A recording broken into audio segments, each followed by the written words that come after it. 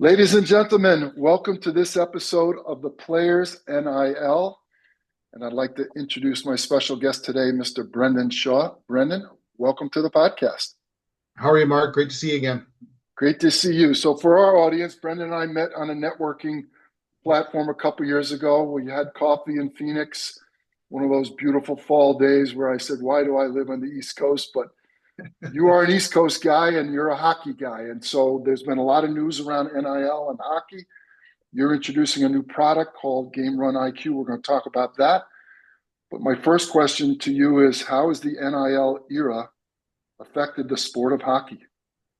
It has had wide-ranging effects from the professional level to the college to junior to the youth levels. As I was explaining to you earlier, the path has really shifted from how to get there, and everybody's still figuring it out. We really haven't even started our first season post rule change, and as you know, the rule change was the change in the amateurism status for athletes in the CHL, which is the Canadian Hockey League, or also known as Major Junior Hockey. And there's three leagues in Canada. There's the QMJHL, which is in Quebec. There's the OHLs in Toronto, and the WHL are the three Western provinces. So those teams and those athletes have now become eligible to play college hockey. And so there's a massive, massive shift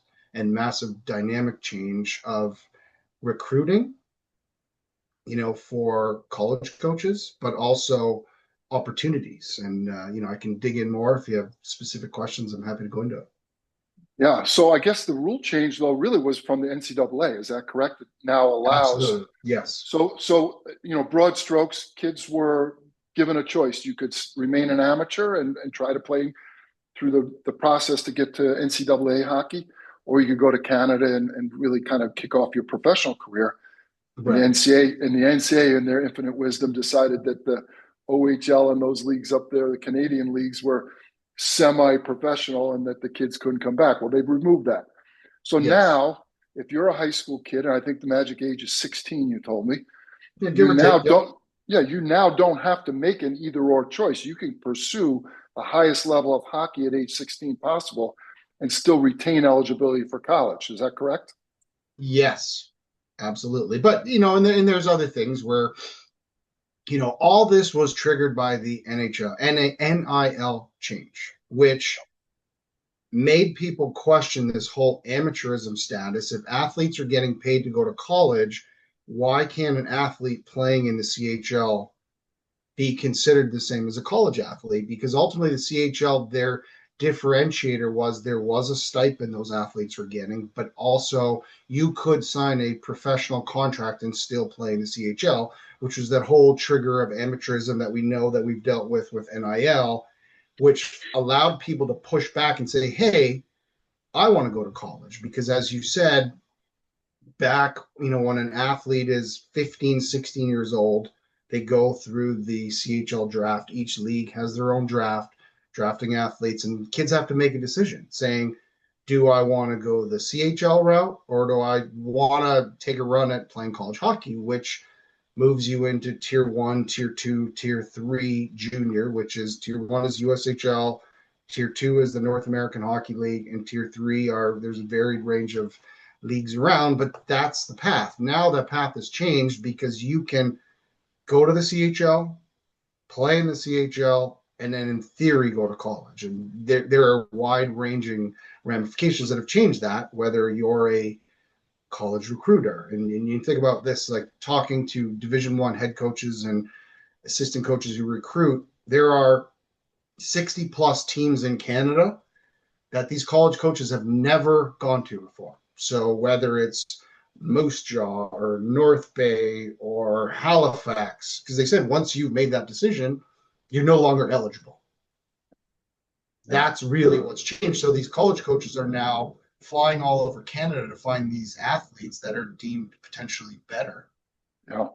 Has the CHL money changed since all of this? Are they paying kids more? No, but it's been interesting. The more that I've kind of learned and spoken to teams up in Canada, and I didn't even realize this when it was coming about. Well, the way the CHL would compete with college, they would offer you what they would call an education package that would guarantee education post playing career to athletes to go to college, that the CHL teams are on the hook. Well, guess what? Now, if a kid goes to the NCAA, they're no longer on the hook. So there's actually a financial benefit to the CHL now that athletes are going from CHL at 18, 19, 20 to college because that debt is off their balance sheet, which nobody realized. Like, that was a secondary implication to that. There's a financial benefit for kids to go from the CHL to the NCAA because they aren't on the hook for maybe 100, 150 to do that. A lot of money. Nobody realized that would happen. Interesting. It's always the second wave that really wakes people up. So now, because I thought like CHL programs would push back and not want to lose these kids, but I think they've identified, well, if X player goes to college and receives a scholarship, I don't have those deferred debt payments on each athlete that I've agreed to pay. So I live in Pennsylvania, and the big news in the last couple of weeks was that Penn State hockey just got what apparently is the number one prospect that in the old model would have gone to the pros in some way, shape, or form. Now he's coming to Penn State supposedly on a multi-six-figure NIL deal. I don't know what's exactly the truth is, but what's been reported is, close to $1 million for 1 year. Right. So let's expand upon that now, Brendan. So colleges now are competing for these kids that now have some really serious experience. They've lived away from home. They played at a high level. They're essentially college kids living remote, or professionals even to some degree. Has NIL crept into the recruiting process? Yes, but not fully. And I think this is really where NIL wasn't that much a part of the hockey space, because we're, even though hockey is, I think, number 4 or 5 in revenue generation, it's actually a revenue positive sport. It really wasn't something yet, but now it's becoming that. And with Gavin McKenna, who you're referencing, who's projected as next year's number 1 overall pick coming in, and the numbers are thrown around at 700 to $1 million, whatever that is, it just cracks the door open. But it's also, where are you going to find this money? Like, that's the big thing. And you and I have talked about this before, like, where is this money coming from? Is it coming from the general fund? Is our donors who are donating to the school now donating direct, funding the athletes, this whole rev share, question. The space is still cloudy as to what the next step is. And, everybody's just trying to do their job, but it's different. It's, transfer portal and NIL are different, where you're having to recruit your own players to stay, and you're looking at kids at 4 different schools in 4 different years, which I don't think is healthy, and I don't think it's beneficial. But there's a lot going on, and college athletics is completely changed. Well, you said hockey is sometimes, in a lot of schools, revenue positive, so that's an interesting statistic to me. But in general, I would call it a non-revenue sport. Anything outside of football and basketball in the U.S., pretty much a non-revenue sport. And at a school like Penn State, again, I don't represent them. I don't speak for them. I don't know anybody there in this world. But, we know what the number 1 program is at Penn State, and they are the number one or number 2 preseason in the country right now. Yeah, I saw that. And so, any money out of the revenue share pool that a sport like hockey, and I'm a lacrosse guy, may take away from that, it'd be interesting, the inner workings and the dynamics. The football coach isn't going to give up $1 for a hockey player, right? Absolutely. So then what will happen, in my opinion, is that we'll become a platform for what we call real NIL, which is this player or a player can create NIL revenue. They just have to do it in a more transactional relationship. In other words, a fair market value, et cetera, et cetera.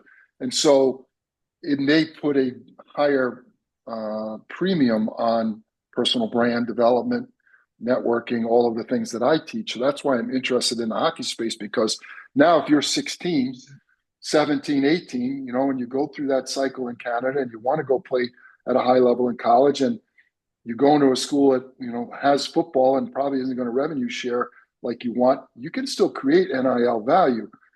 Are there, how would you coach parents around that or college coaches around that? What are your thoughts on that model? I mean, and you and I have spoken about this. I mean, ultimately, you have to be able to create a personal brand. It's no Yeah. different. My 17-year-old son just committed to UCLA for soccer, and it's just to teach him what the next steps are and how to make yourself marketable and how can you generate revenue, because these things didn't exist in the 90s when I was a college athlete, but it's here for you now. And he's going to be going to UCLA in a year, so we have a year to prepare. But it's like, how do we start building these relationships with brands in the geographical area, but also things that he wants to do. And you speak to these young parents about, like, how do you start looking at NIL and how do you start building a portfolio. You can start at the younger levels as a brand ambassador and using products and building your resume, no different than if it was your job. But this is now is something that can carry you to that real next level to monetize your network and monetize your likeness that has never been able to be done. First of all, congratulations. I didn't know that about your son. That's awesome. Yeah, it was That's an exciting. amazing I accomplishment. told him Great school. it's crazy how fast it goes, but he's going on these recruit trips at 16 years old, and it's just a wild experience. But he's been fortunate, but it also is incredible because the way the mindset shifts is, does it work? If it works, if it doesn't work, what are your options? Where when I was going to college, it's just, this is where I'm going to go, and whatever I decide, I'm stuck. And if I want to leave, I got to sit out for a year, and that doesn't exist anymore. And it's just it's very, very different. Well, thank you. Congratulations on that, and thank you for the explanation on the hockey NIL relationship. You said something that leads right into this. You talked about college coaches. Now their recruiting net is much wider, and their travel and time away from home and expenses has changed dramatically. And you're part of a company called GameRun.ai. I'm super interested in this because I am a believer in technology. What is GameRun.ai? Help us understand what you've built. So GameRun is a first generation AI scouting platform. So we've taken technology and AI, and as I explained to you before, I wasn't a huge fan of AI because I felt like the base level of the chat GPTs or Groks of the world started to make people lazy. And there's actually stats on it that if you don't do your own learning, but what we've created instead of an LLM, which is a language learning model, the chat GPTs and Groks and Metas, etc., we've created a VLM, which is a vision learning model, which watches, analyzes, and creates feedback. And our team is, high frequency traders from NASDAQ and vision specialists who worked with the Navy or built the facial rec for New York City, where they use that to find. So taking all that and taught the platform how to view and analyze sports. Now, hockey was our first iteration. We've since launched fencing. We've launched soccer. We're about to launch baseball. And it's a lot of the same thing. It's taking the eyes of a human, scout, coach, etc., and multiplying it by 4 million that looks at every single frame and looks at biomechanics, body language. It can see sweat on kids' face because you're using all those technologies, but we had to teach the platform, like, what was it looking for? And as I would tell people, it was a wildly fun experience having played and then coached, where to teach the AI platform what it was supposed to be looking for. And as I explained to you, say early October, the platform is about 3 years old, and you're going back in and teaching and looking for this. This is optimal. This is knee bend. This is hip thrust, etc. So we're now, we're into August, and I would say our hockey platform is about 25 years old mentally, where it can analyze strategies and concepts and physicality. It will tell you, are you brave? Are you timid? Are you a bad teammate? Do you bang your stick when things don't go well? Which has really opened the eyes of the people in sports. Ultimately, our first iteration is going directly to the athlete parent level to democratize feedback. We provided the ability to take your child's game or practice film, plug it into our system, and this is the wild part. We can take a 2+ hour game and upload it and analyze it and provide feedback in 3 minutes. Okay, I got so many questions. First of all, you just kind of answered it, but I was thinking that you must have multiple cameras on the ice. Still one camera can do this? No, just one camera. And that was the other part, because a lot of these other tech companies were using specialized cameras. For our platform, we can use iPhone, iPad, whether it's in facility camera, etc.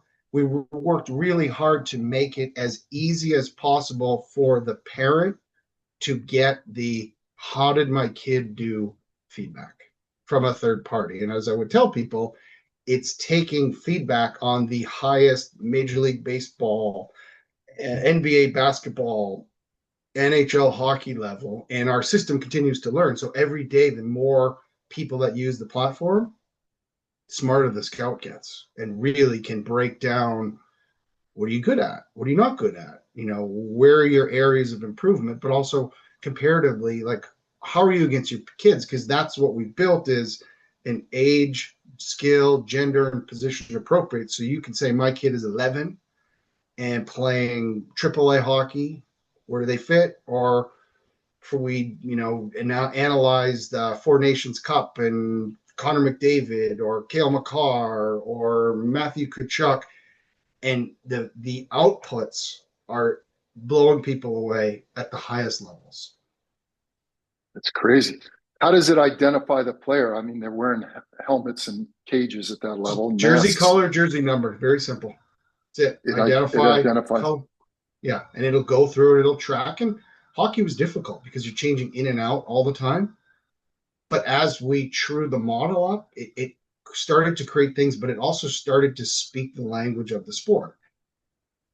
When you're talking lacrosse, you're talking dodges and things like that. And, you're speaking hockey and has different language, or soccer has, like, there is a language to each sport that you have to know, or you get laughed at because you're not a true soccer person or you're not a true basketball. They each have their own language and you have to learn it. And that's some of the teaching that went in. Fascinating. What does the report look like? Is it written? Is it numerical? Is it a combination of grades? It's a combination. What does the data look like?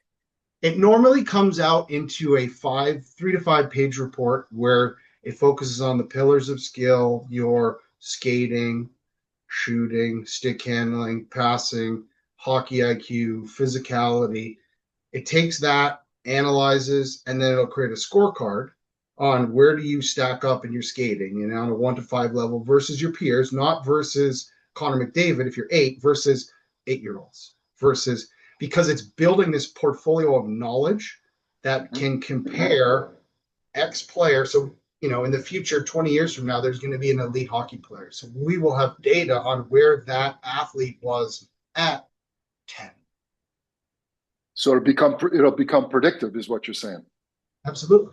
So we have this analysis, we have the scorecard, and then it comes up with areas of improvement for the player. So if you're looking into the summer, what should my child be working on? Like, what kind of camp should I be going to? Should we be working on their backward skating? Should we be working on strength? Should we be working on endurance? And ultimately, like when I meet with scouts, it's nobody would ever create the detail that we create from a scouting report. Yeah. And you think about when you were an athlete, when I was an athlete, there's scouts in the stands, and you leave the game and you're like, I wonder how I did. Well, now you have the ability to understand what that person's opinion was of you and have actionable items on what to improve on.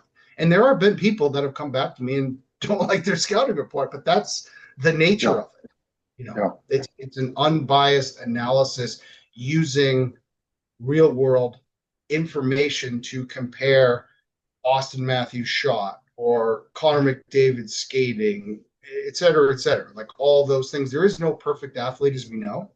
I was talking to my business partners, and that we were talking about perfection. Well, we don't know what perfection is because we've never seen somebody as big as Shaq who runs as fast as Noah Lyles with the foot skills of Messi. Like, is that perfection? We don't know. We're constantly improving as humans, and we're getting bigger, we're getting stronger, we're getting faster. So there doesn't exist.